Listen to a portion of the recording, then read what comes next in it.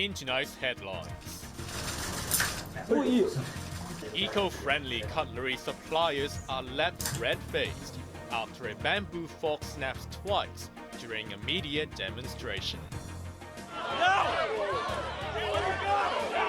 Rowdy scenes as pro-Palestinian protests gather momentum across U.S. college campuses, with dozens arrested at the University of Texas.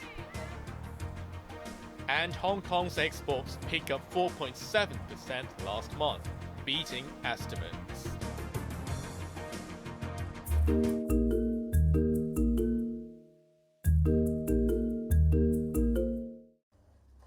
Is it a visionary decision which will save the Earth, or a step backward in modern society? Ever since a citywide ban on single-use plastics came into force on Monday, diners have been sharing their frustrating experiences online with eco-friendly cutlery. Many complained the substitute products made from bamboo or pulp were too fragile, or melted upon contact with hot liquids. In a bid to dispel the rumors, the government invited 4 local suppliers of green tableware to showcase the strength of their products. But that didn't go well. A bamboo fork snapped during a demonstration to cut steak. A second attempt ended with the same result. The supplier explained the specific type of cutlery has detachable handles and could be weaker at the joints. There was better luck for another supplier, whose cutlery, featuring a more traditional design, survived the demo in one piece. A spoon made of pulp also cut through sticky rice with ease. It is actually the problem of design, not the material. He said that biodegradable cutlery are totally usable as long as they are properly designed. A fellow supplier urged people to be patient, saying manufacturers constantly gather data and improve their products. It needs to be exposure, it needs to be adaptation. Without this regulation, I think the paper container still will be put in the shelf. It's also how they will open new ground, new revenue. The new product, new revenue will allow them to stay away from just a price competition because they are sustainable. So in that direction, in Europe and many places in the world, will totally embrace on the technology and do a transformation, rather than only basic on the cost. 梗係熱啦，90度你擺乜嘢都會熱㗎。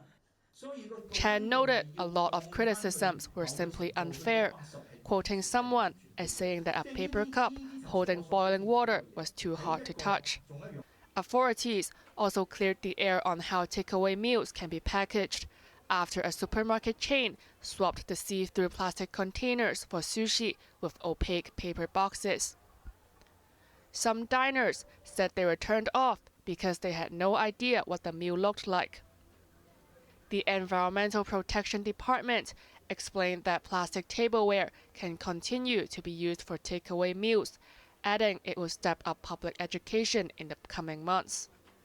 Janice Yu, Cable News.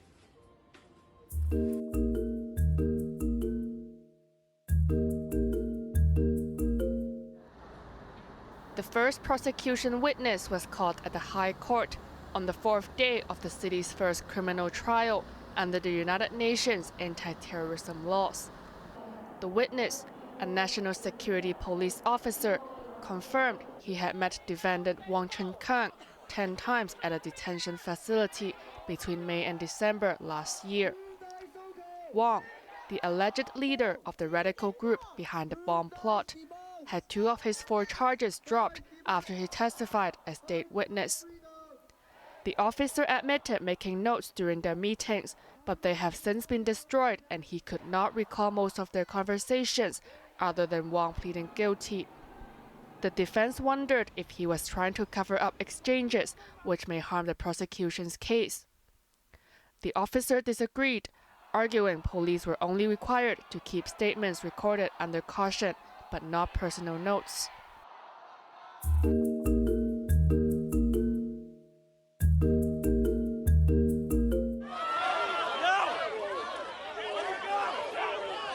Tensions have flared at college campuses across the United States. as pro-Palestinian protests gathered momentum. With pleas on Israel to minimize civilian casualties in the Gaza Strip falling on deaf ears, students were now demanding schools cut ties with weapons manufacturers or pro-Israeli organizations. Dozens of people, including a journalist, were arrested at the University of Texas as clashes broke out between police and protesters. Officers have formed a line to hold protesters from marching through the campus. The hardline response came at the request of the institute, as well as Texas Governor Greg Abbott, who said the troublemakers belonged in jail. The Republican emphasized that the arrests would continue until the crowd dispersed. He also called for students participating in what he called hate-filled and anti-Semitic protests to be expelled from public schools. Over at Columbia University in New York, students who set camp on a lawn vowed to stay until their demands were met. Negotiations between protesters and school officials about clearing the encampment have been extended for 48 hours, temporarily avoiding another confrontation. Israeli Prime Minister Benjamin Netanyahu waded into the controversy, branding the response of U.S. universities as shameful. What's happening in America's college campuses is horrific. Anti-Semitic mobs have taken over leading universities. They call for the annihilation of Israel. This is reminiscent of what happened in German universities in the 1930s. It's unconscionable. It has to be stopped. It has to be condemned, and condemned unequivocally. He reiterated that accusations of genocide, starvation, and even war crimes against Israel were all false. Janice Lowe, Cable News.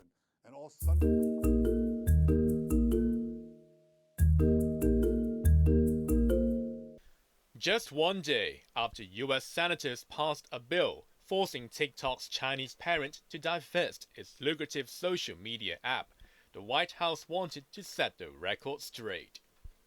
Well, first of all, we've been very clear. Members of Congress have been very clear. We do not want to see a ban. This is not about a ban. This is about divestment, selling, right, being sold.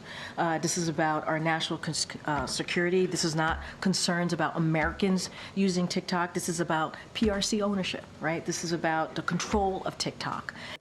But the popular app with 170 million users in the United States disagreed. Make no mistake, this is a ban. A ban on TikTok and a ban on you and your voice. Politicians may say otherwise, but don't get confused. Many who sponsored the bill admit a TikTok ban is their ultimate goal. It's obviously a disappointing moment, but it does not need to be a defining one. It's actually ironic because the freedom of expression on TikTok reflects the same American values that make the United States a beacon of freedom. Rest assured, we aren't going anywhere. We are confident and we will keep fighting for your rights in the courts. The facts and the Constitution are on our side, and we expect to prevail again. Chiu once again rejected claims that TikTok's parent company, ByteDance, shares its user information with Beijing. Through our US data security efforts, we have built safeguards that no other peer company has made.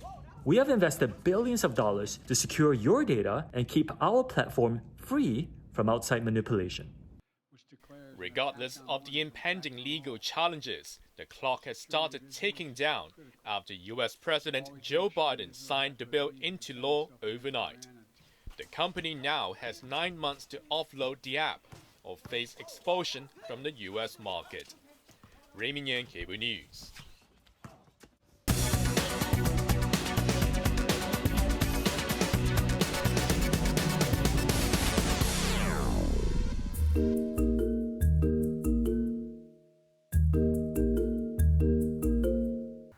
Days after Hong Kong fell out of the top 10 in the global ranking of container throughput, there are finally positive signs for the city's faltering trade.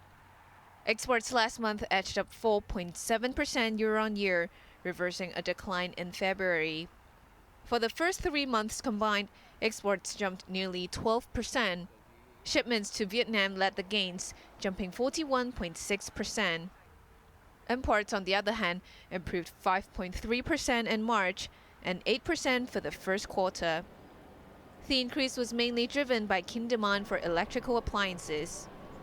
The government said the SAR continues to be affected by geopolitical tensions and tight financial conditions, but better than expected external demand may provide support to exports in the near future.